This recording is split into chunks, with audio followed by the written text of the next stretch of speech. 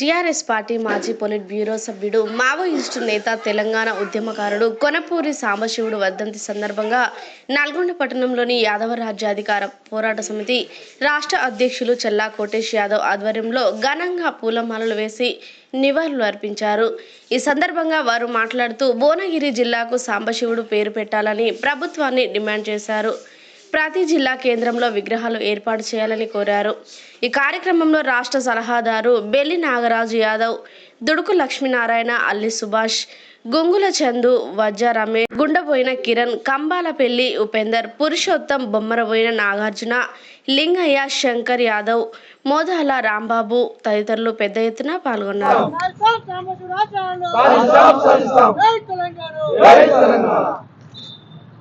వర్ధంతి సందర్భంగా యాదవ హక్కుల పోరాట సమితి ఆధ్వర్యంలో నల్గొండ పెదగడియారం దగ్గర అమరవీరుల స్థూపం వద్ద ఘనంగా నివాళులు అర్పించడం జరిగింది.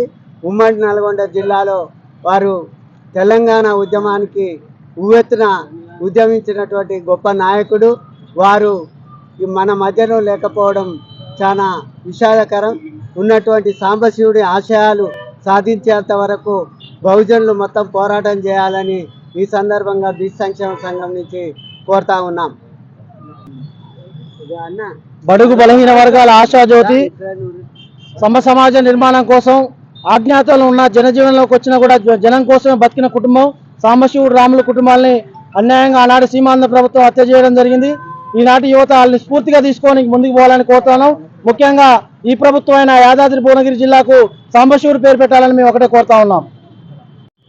సాంబశివుడు గారి 14వ వర్ధంతి సందర్భంగా ఈరోజు అమరవీరుల స్థూపం దగ్గర ఘనంగా నిర్వహించుకోవడం జరిగింది. అయితే సాంబశివుడు మరి అణగారిన వర్గాల కోసం నిరంతరం పనిచేస్తూ మరి అడవిలో ఉన్నా కానీ ప్రజల కోసం పనిచేస్తూ ప్రజల హక్కుల కోసం పోయిన గొప్ప మేధావి సాంబశివుడు గారు. అలాంటి ఆశయ సాధన కోసం అందరూ పనిచేయాలని చెప్పేసి గుర్తు చేస్తూ ఆయన తలుచుకోవడం నిజంగా కూడా ప్రభుత్వానికి ప్రే చేస్తాం. ఆ యొక్క వర్ధంతి జయంతిని కూడా అధికారికంగా చేయాలని చెప్పేసి ఉన్న ప్రభుత్వాన్ని హెచ్చరిస్తున్నాం.